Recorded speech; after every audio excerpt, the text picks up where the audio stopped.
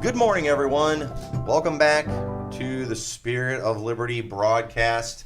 This is going to be another awesome day because we have an extra dose of awesomeness in the room with me. Pastor Fritts from All Scripture Baptist in Knoxville, Tennessee. Pastor Fritts, how are you doing? I'm doing good. I'm doing very well. Excellent. Did you have a good time last night? I did.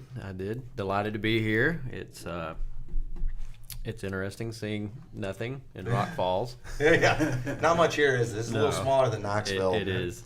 But I think the big tourist attraction of Rock Falls is Liberty Baptist Church. It is. It's the only reason I ever traveled out here. Yeah, you know how many people travel out here to come visit Liberty Baptist Church, but what else do people come travel out here for? Exactly. I want to get listed somewhere in town as the number one tourist location. You're listed on Southern Poverty Law Center. Yeah, right. Yeah, I'd prefer to be listed in something a little better than that, but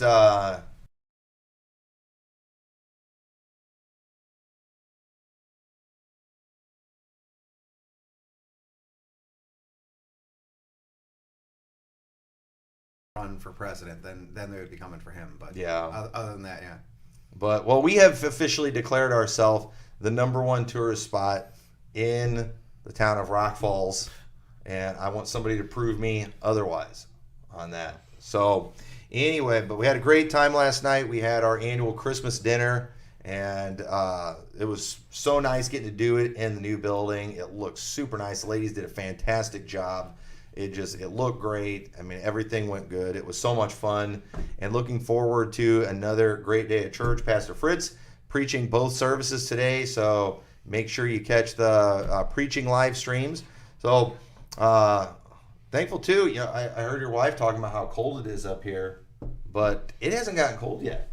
No, it's not bad. I mean, Yeah. It's about the same as back home. Yeah, I can't believe how nice it's been. I mean, today's supposed to be in the 40s, and we're in December. My church is praying. Are they? Yes. Yeah, they're probably. You guys are probably struggling down there in tribulation if it's in the 40s. Yeah. But anyway, we're very excited today. We have a new segment that we're going to be adding to the Spirit of Liberty broadcast. We're not going to do it yet. We're going to do our preaching clip of the week first, and everything's kind of got a little bit of a theme. Okay, now on some of the preaching clips, a lot of times I do ones that are kind of go along with what we're talking about. And Pastor Fritts, you made preaching clip of the week one time too. Did you know that? I did not know that. That was with the kids episode. That's like winning an Oscar and not knowing you won the Oscar. It's like Andrew Cuomo winning an Emmy. Right, but how do you win it? How do you win an Emmy or an Oscar and not know that you won it? I mean, I'm insulted. That's humility. I declared this like a career moment for you when you got featured on here and you didn't even know. Well, the post office was busy with all those mail-in ballots. They couldn't give me the letter. That's what it was. But so Pat, you made it the week we did the one with the kids, because we did one with the kids, and I used a clip from when you were preaching about soul winning with children. Mm-hmm. So so the biggest moment of your life, you didn't even know it happened, but we declare this a big moment for all preachers whenever they get featured as preaching clip of the week. So and sometimes, so it's like going with the theme. Sometimes it's just like a really good clip, and some clips not real exciting, not that great, but I need people. I need people's help finding these ones. I didn't get to listen to a whole lot of sermons this week, but I found this one that was featured on IB Preacher Clips. I wanted to use it because it kind of goes along with what we're talking about. I like the point he made. It was good preaching at that moment.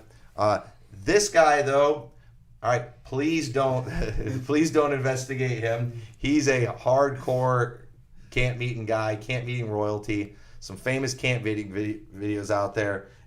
But at the same time, I like what he said, and I had to use it too because we're also wanting to talk about the Southern culture in the Baptist world. Well, Pastor Fritts is here since you're from that part of the world. But anyway, let's go ahead and get that sermon clip ready, and we will feature our preaching clip of the week. I left my paper to make sure I get these details right. It's Pastor Barry Goodman from Faith Baptist Church in Shelby, North Carolina. So congratulations to him on making preaching clip of the week. So let's go ahead and listen to him.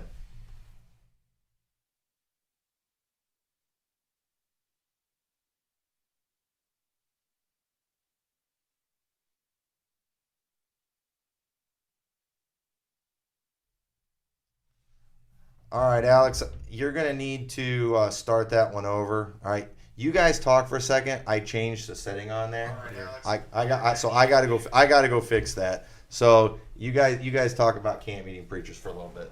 So have you been to a camp meeting down in the South, or? See, that's the thing. Whenever I really kind of first met Pastor McMurtry, he would talk about all these big name camp meeting people, you know, Sammy Allen, these others. I never heard of those people. Really? You know, I always went to the B-rated camp meeting churches. Okay. And now, you know, since these other people have kind of came into my world, I've watched some of them, and I could see whenever I was growing up that those are the people that the services that I went to that they were trying to imitate. So, Okay. but yeah. So, I mean, I went to like the generic Dollar Tree camp meeting, you know. What's the craziest thing that you saw? Did anyone ever run a lap? Wow. or anything Oh, like that? see, and it's not specifically Baptist, because the church that I grew up in was like it was a missionary Baptist church. Yeah. And I seen all sorts of crazy stuff. Yeah. I mean, you know, there's a lot of people in the church that believe Pentecostal doctrine. People would speak in tongues. People would shout. People would run aisles. People would jump up and down. People would fall on the floor. I mean, it was just insanity. It was literally like a circus show.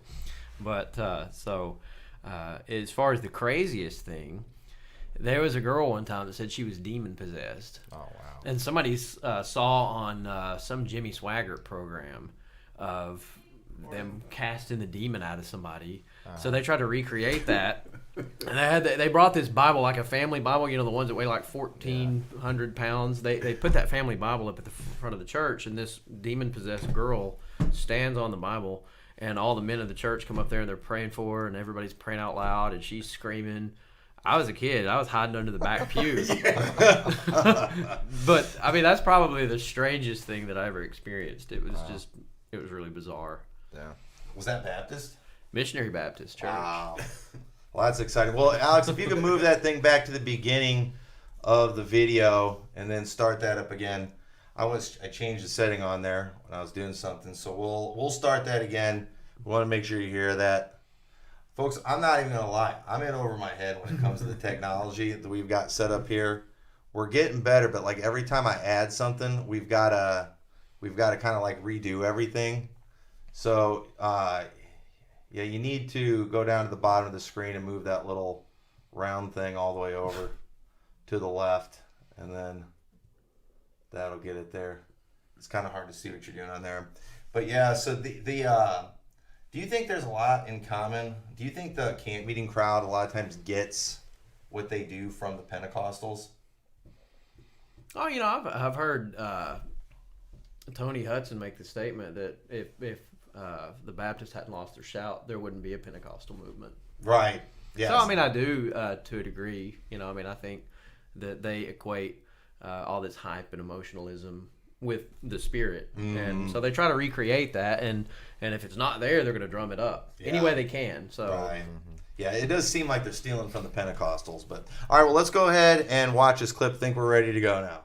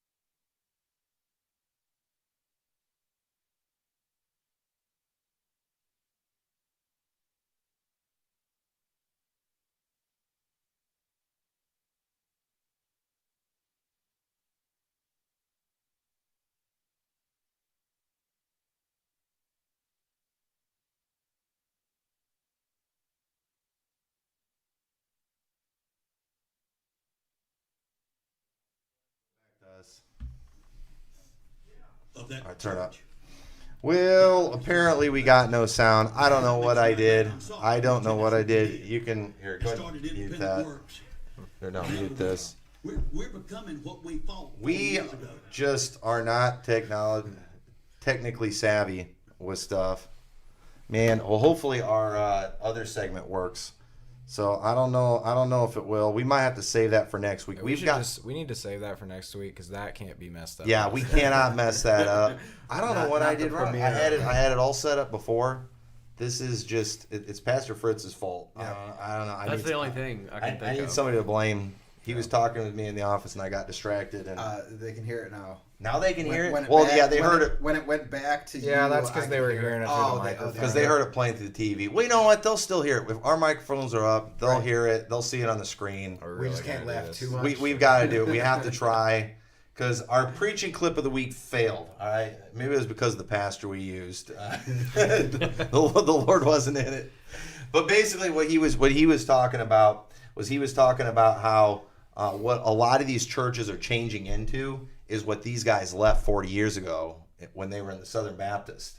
And one thing that is a fact, but people my age just refuse to recognize it because they weren't there and they didn't see it and they're not listening to the previous generation is like my dad left the Southern Baptist movement and when he was ordained Southern Baptist and then later went independent, and a lot of the preachers that were in my life growing up that I grew up listening to, in fact most of the preachers that participated in my ordination were originally Southern Baptist, and then they all came out of it in like the late 70s and early 80s. And so I wasn't around during that time to see what all was going on and what happened and why they left it, but it was because of all the liberalism and a lot of junk that was going on.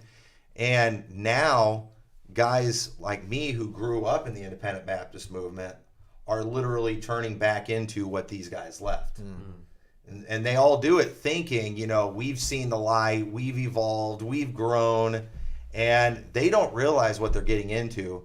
And they're very disrespectful to the previous generation. Obviously, the previous generation has made some mistakes. They've done some stuff wrong. But maybe it's because they've got some old Southern Baptist, hang-ups, or some of it's rubbed off on them. They've carried it over. And so instead of just fixing what's wrong in the IFB, when it comes to some stuff that's legit, they're just going right back to what these guys came out of. Yeah. And they're not getting better. They're getting worse. And so guys like him, they're lamenting the fact, they've been around the block and they've seen where this ends. And that's why they, scream old paths all the time too, because they've been on the new path and they saw where it ended. And now they've walked the old paths for a long time and they're like, hey, this is a good way. And they're speaking from experience. But this generation just kind of despises that group. Very disrespectful. And it's going to come back to haunt them. But anyway, that kind of leads us into the next segment because we are seeing a lot of changes. Are we not? And some stuff's cultural. Some of the Southern stuff, I can't say it's a sin. Is it wrong to run a lap during church? What do you think about that? I don't think it's wrong, but Maybe keep this close to you. yeah, I don't think it's wrong, but I wouldn't advise it. Yeah. And I don't want people doing it in our service. I really don't. I thought we were supposed to because we had a Southern preacher. Yeah, well, I kind of want to do it today, just to make Pastor Fritts feel home. But But if it's not going to Just- actually make them feel welcome, Yeah. maybe I should rethink that. right. Yeah. But he's conforming to us, with your little Yankee accent you were doing last You night. need arrows on the floor to avoid a collision. Yeah, exactly. Yeah, And stop crowing. Nobody's ran in your church, so do they know the drill? I don't know. No, nobody's done it yet. We'd have to ask the kids. The kids have done it. I'm sure. Well, okay. Yeah, kids have. We'll go to them for Not advice. during Exactly. service. Right. But yeah, I can't say all that's wrong. But what we are going to do, though, we're starting a new segment. Hopefully, we'll do this every week. And if you could get, let's see if you can. Go ahead and put that clip up there. We've got an intro clip that we want to use to show the title of this segment. So switch it. I'm just gonna leave it like Okay. this. So the thing is, there's a lot of things changing in churches today, and it makes me nervous. I'm not somebody that likes change very much, and so when I see weird stuff happening with new trends, whether they're sinful or not, it just kind of creeps me out. Yeah. And, my response to these new trends is the title of our segment. So play us our title so the audience can see it. This is what it's called. This is our theme for it. Let's hear it. Oh, you turned it Oh, we muted it. We messed it up. We muted it. I can't believe it. You're gonna have to start it all over. This was a great moment. This is. There we go. We ain't changing. So keep that up there, ready to go. That's Pastor Bill Reeves. I got his permission to use that. I absolutely love that clip. I love that scream, and because I think it embodies, the IFB spirit. Because, we don't like change, do we? Well, how many Baptists does it take to change a light bulb? Change? Yeah, exactly. So, what we're going to do, we're going to talk about different trends that we don't like. And these things might not even be sinful. Yeah, but we're against it. we're and so if you could get that article up on the screen, I've got it here on my iPad too. So what we're going to talk against today is bistro tables, replacing pulpits. Now, this is an actual thing, okay? I had read this a while back, and I was like, is this even really a thing? And I looked it up, and yes, a lot of Baptists are doing it. And what I immediately did, I thought of Josh Tice. He's like the king of the trendies. Whatever's trending, he's doing.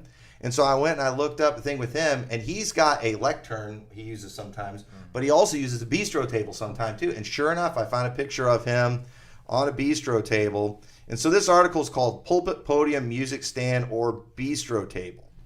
And I'm not going to read the whole article, but you can kind of see it there on the screen if you can see that at home. But it talks about, when you enter a church for worship, what piece of furniture do you expect to find on the elevated platform? And I personally expect to see a pulpit of wood. Yeah. That's what Ezra stood on, bless God. He stood on a pulpit of wood. And that's Bible command for wood. Now, folks, I want to use a pulpit of wood. I'm not losing my pulpit of wood. But I do not believe Ezra standing on a pulpit of wood is a Bible command. Yeah. I cannot condemn the trendies with the scriptures against their bistro tables. I can't do it. I can't find a Bible verse. But I will say, I don't like it. If I walked into a church and I saw a bistro table up there instead of a pulpit of wood, I'm probably going to go find another church. Yeah. And you say, that is pathetic, that is legalistic. But all these things indicate a direction and tell you a lot about a church. Am I not wrong? No. You're absolutely right. And I'm telling you, I'm not going to see a guy in a suit and tie. I'm going to see a guy in skinny britches. I'm not going to hear the old hymns. I'm going to hear 7-Eleven CCM. I'm going to watch a girl up there on tight britches singing, the praise songs. I'm going to see all that stuff. Mm-hmm. It's just a fact. So, listen, I'm not stupid. Yes, I can't condemn that bistro table, but I'm going to tell you, I don't like it, and we're not getting one. We ain't changing. But so he has these things. He's got the wooden pulpit. It can be a natural stained or painted wood. It is usually equipped with a hidden storage space, sometimes a clock, maybe even a lamp. The wooden pulpit establishes a high view of preaching authority. That's what they don't like. These guys hate authority. Yep. Since the Reformation, wooden pulpits have been placed front and center to project the importance of the preaching/teaching moment in the worship service. And then they've got, after that, we're not going to read all this, they've got the plexiglass pulpit. That's where they go first. They get them glass pulpits, taking the wood out of our pulpits. And then they have the cell phone tower, is what it's called there. And then you have the music stand, is number 4. And then the iPad pulpit is 1. And then down at number 6, you have the bistro table. Now let's read this. So listen to this. It says, in the world of conversation and dialogue, a new pulpit concept has emerged. Enter the bistro table. The bistro table says to the hearers, welcome, pull up a chair, let's chat. No judgment, no tradition, just conversation. Now right there, that creeps me out right there. But it does. That's what it does. Yeah, because so the thing is, churches today, they listen to the news media too much. They're so afraid of looking judgmental and all that stuff, and they hate authority. They don't want to be intimidating. They want to be non-threatening. That's why they don't want to wear their suits and ties. They want to dress up. like the world. So nobody feels intimidated, and so they use these bistro tables so we can feel like we're at a coffee shop, having a conversation. Go to Starbucks. Listen, there's nothing threatening about Starbucks. Most of the time when I walk into Starbucks, I think I could take on every one of these people with my bare hands. It's just these queer little skinny jean dudes in there, and I'm not threatened at all. But the thing is, sometimes we need our faces ripped in church. We need a preacher to get and preach with authority, like Jesus did, and like John the Baptist. But the last one they have on here is the high chair and monitor. So that's where they sit on like a bar stool and stuff. So if you could show that picture I found, and what's funny, I was reading this, and then I just saw a picture. I don't know if you can get the picture to come up on the screen. The recovering fundamentalists. They're these guys that are really trying to push people to get out of the IFB and go liberal and put on the skinny jeans and be sissy and effeminate and all that kind of stuff. And I found a picture of J.C. Groves, one of the guys, and that he just posted on Twitter of him. Look at that, sitting on a high chair at a bistro table, preaching to a bunch of young people, and just looking at him there. It's got a kind of a lumberjack look with the trees and stuff in the background. But now, let me say something though. We have to at least give these guys credits that they don't dress like homos. No, they don't dress like homos. The recovering fundamentalists, they don't. I haven't seen them dress like homos. I have to admit that. I can give him like a 25% pass for the bistro table because he's not wearing skinny jeans. Dude, he's got he's got like work boots on. Yeah, too. He looks like a human being. He looks like a man. Yeah. Okay, so I'll give him that. While we've been talking about effeminate skinny britches dudes, J.C. Groves is dressed like a man. Looks like he's been out chopping, wood in the forest, and so he probably got those jeans from Abercrombie. You know what I mean? Where they already are worn, like you've been working in them. Yeah. Right. But anyway, so bistro tables, that is a thing. All right. If it is a big thing in churches, it's trending. I've seen a lot of trendies do it since I heard about it, and I'm always late to these things. That article I read there, that was from 2015. No. And part of that too is because I really only pay attention to the Baptist world, and the Baptists are always the last ones to pick up on the trends, because Baptists, we're known for we ain't changing. So was that an article that was like supporting that stuff and like saying like this is a good thing to do? It was it was just basically showing the different things. I didn't read the whole thing. I don't know if it was like so much against it or what, but it didn't seem like it was like against that very it. last phrase right there is simply put, don't let platform furniture become a sacred idol. Yeah, you need to change. Get the bistro table. Yeah, we got that idol up in our pulpit of wood. Worshiping your right. wooden pulpit. And let me say this to the people on our side who ain't changing and using. Listen, if I go to a meeting and I see a bistro table, I'm going to be fired up. Okay, I can't go to my church the next day and preach out of Ezra about the pulpit of wood and use that. I mean, you use what's available. Jesus, he used a boat as a platform one time because it was convenient. You got a multitude of people.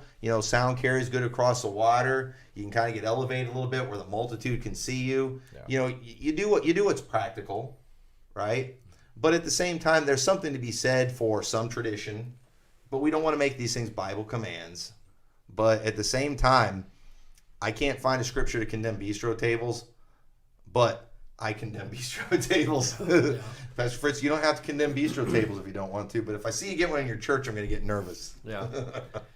Well, I mean, it's not just the piece of furniture, like you said. I mean, right. Yes, you can't condemn it, but it's not a piece of furniture. It's the fact that whomever chooses that piece of furniture, whoever they're looking to that has chosen that piece of furniture, they're probably not going to take from them just the furniture ideas, the decor. They're going to start taking their doctrine, their methodologies, and all these other things. Exactly. So that's the alarming thing, not the furniture. Yeah, show me a preacher behind a bistro table with a King James Bible. Yeah. That's the challenge. That's the thing, too. Let's put that challenge out there for preaching clip of the week. I've been telling everybody, you show me a preacher in skinny jeans preaching out of a King James Bible, ripping face, I'll do it for preaching clip of the week. Yeah. But I can't find any good preaching On a bistro table. But yeah, well, even if he's not wearing skinny jeans, okay, even if he's dressed up like a man, like J.C. Groves was, if you show me somebody breathing fire using a King James Bible, preaching from a bistro table, we'll feature it and show that it can be done. Because again, this is where we've got to communicate better in the IFB. Is you can't say certain things are sins when it's not spelled out in the Bible.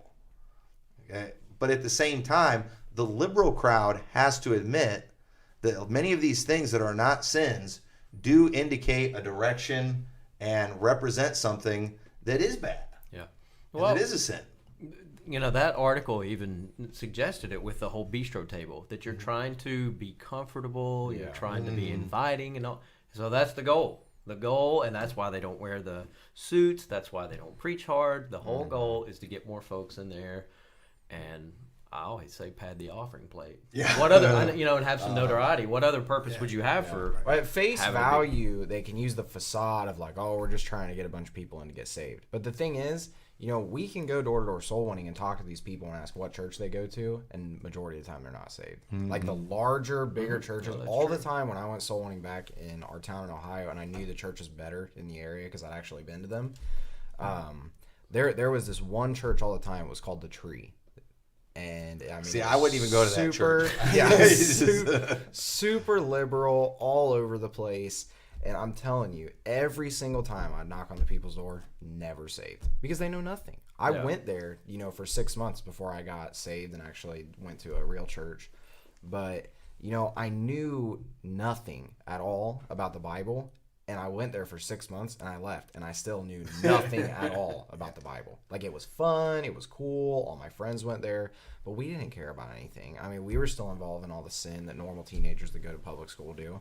And it's because there's no substance of anything. I mean, and that's the road that these churches are leading to, is where there's just no doctrine, there's no, preaching, there's nothing. It's just fun. The only time we use the Bible is when, we would play a game where the guy at the front would just kind of open the Bible, find a random verse in the Bible, and then say, you need to find that verse and, stand up and yell it the fastest, whoever can do it. And the thing is, we never read our Bibles at all. So he would pick some random book, like, I don't even know, like Joel or something that no one had ever, and it literally would take us like a minute.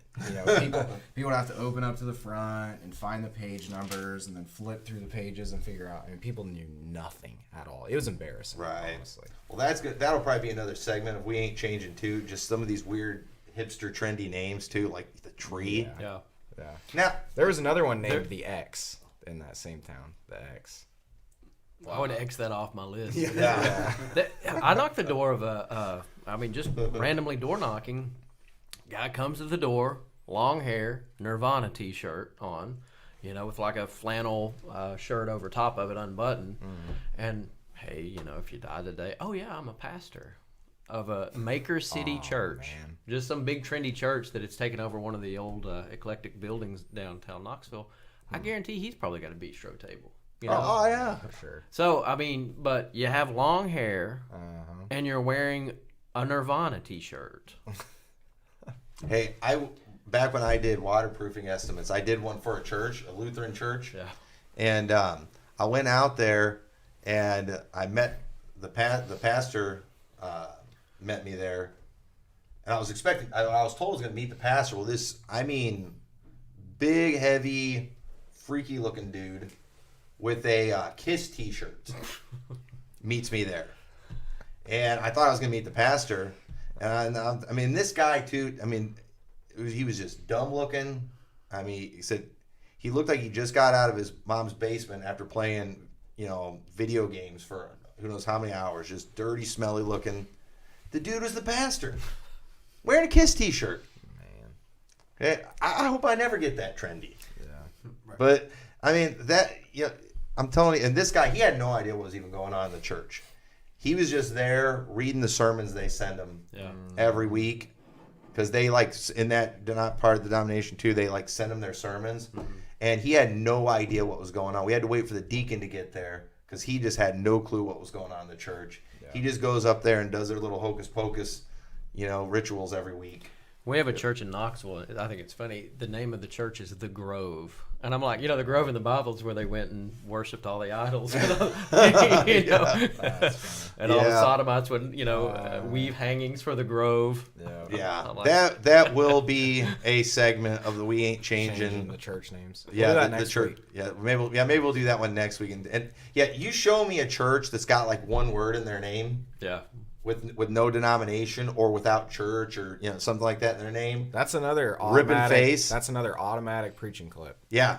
Okay, preaching clip. You show me a preacher with a King James Bible, breathing fire, ripping face, with the church with one name, like one word in their name, and we'll feature it. What's Phil Kidd's church's name?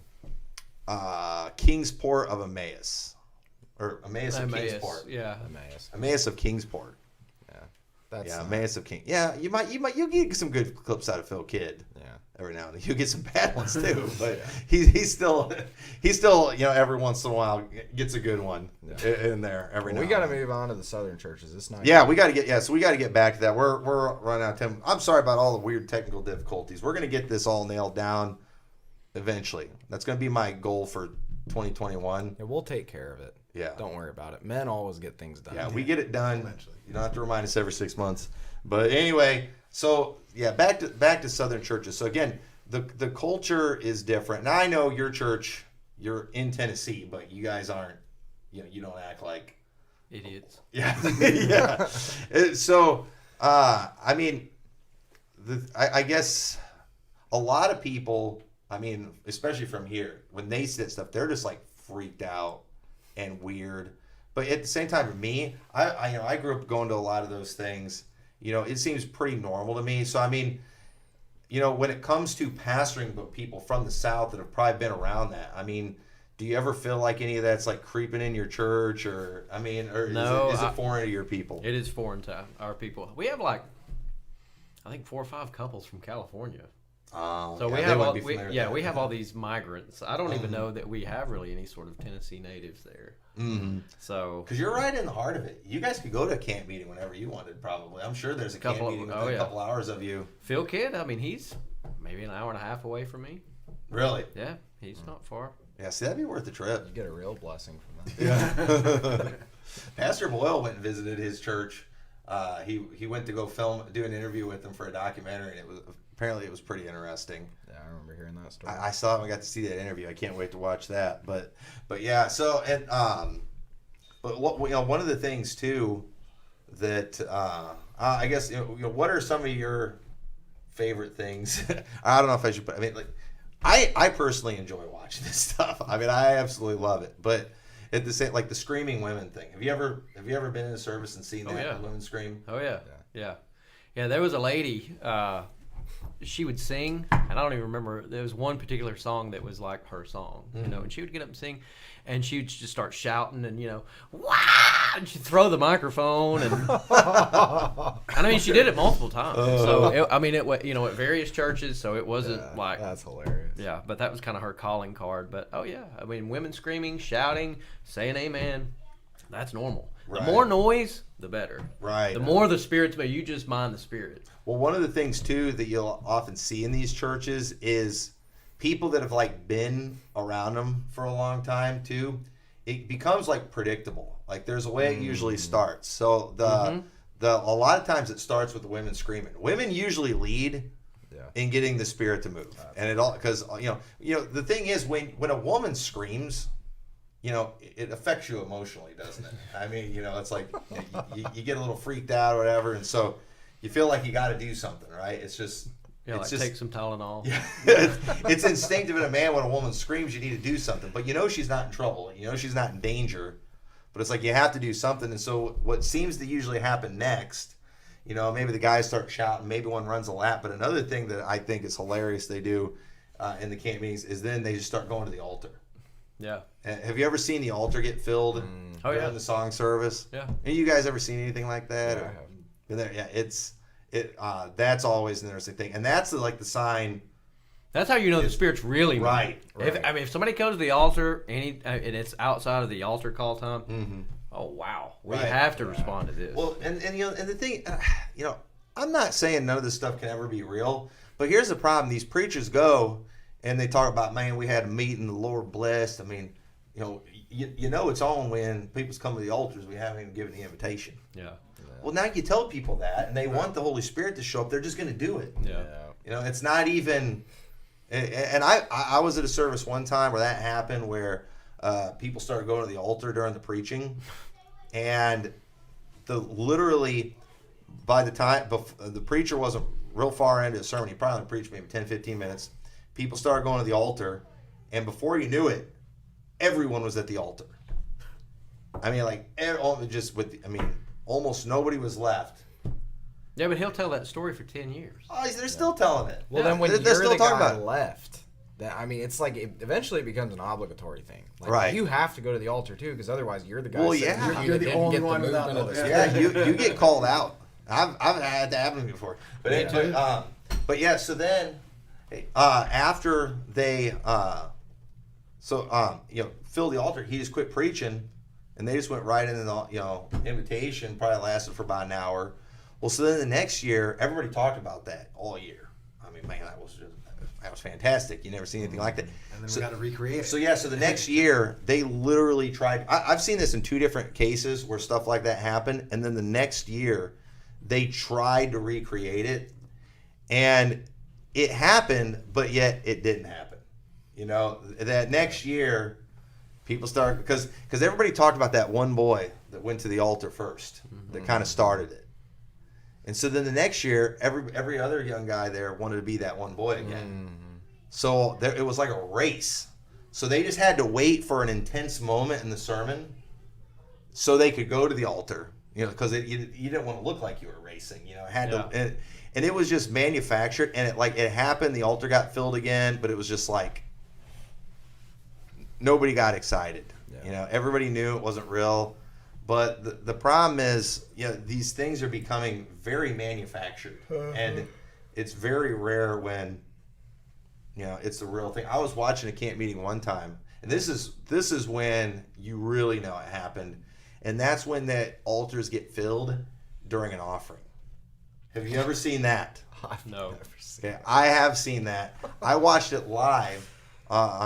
Somebody on Facebook that I'm friends with that runs with the camp meeting world, he shared a video of a camp meeting, and so we were driving somewhere. I was like, well, let's watch it. So we start watching it, and there was an altar call going on. People are up at the, but it wasn't the altar call; it was the offering. Service was just starting. It was the offering, and it was a lot of people not tithing. Yeah. And Sorry, I couldn't give today. I was up at the altar. Right. So the altar's like full, and we're watching. I'm cracking up, having a good time.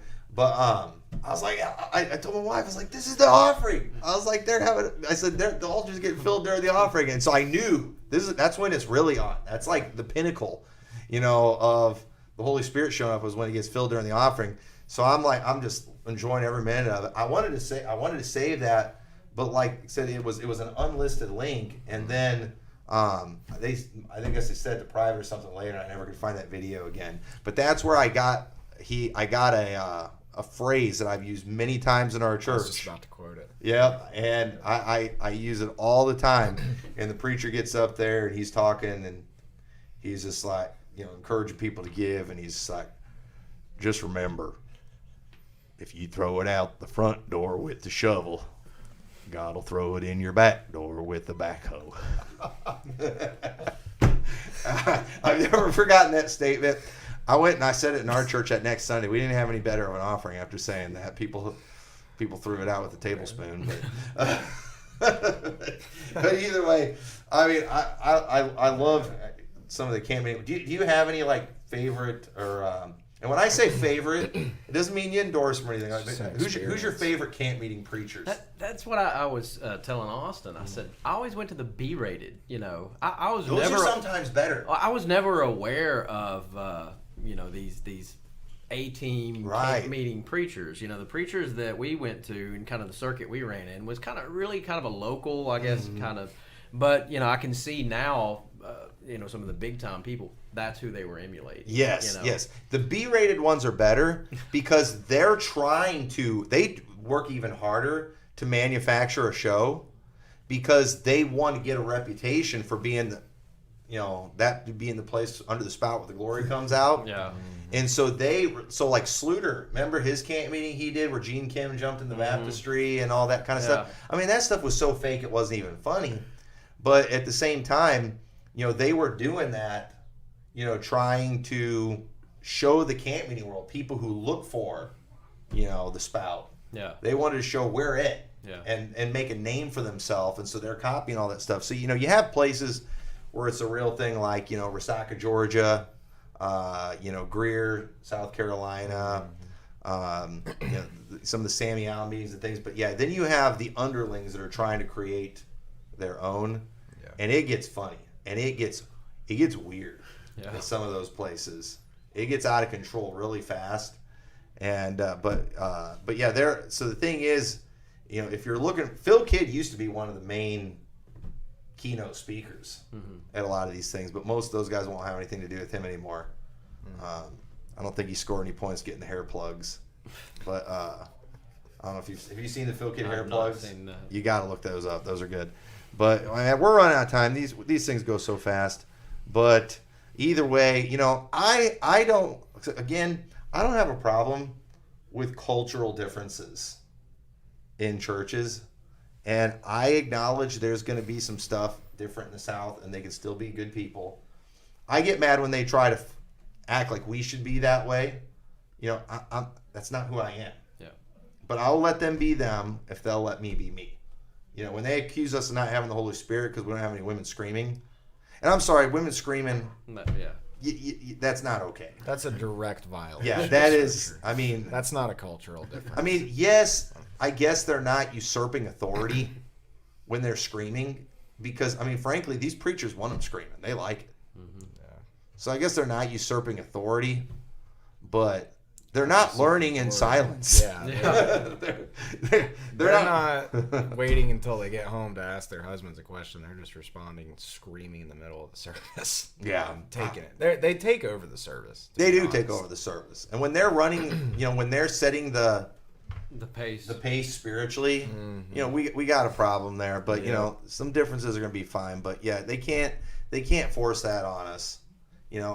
I think we need to let a little bit of it rub off on us. We could probably sing a little bit louder. Yeah, I say amen a little bit more often. I think we could shout a little better. I think we could sing a little louder, be a little more excited. Yeah. But we don't want to go too far. but either way, well, we better wrap this up. Pastor Fritts, appreciate you being on the show today. Yes, Looking sir. forward to preaching this afternoon. So, folks, we will see you all next week, and hopefully have our technical difficulties all figured out, and you're going to enjoy our new We Ain't Changing segment. We will drive the trendies crazy with the stuff that we share. And what can I say except we ain't changing. God bless you. We'll see you all later.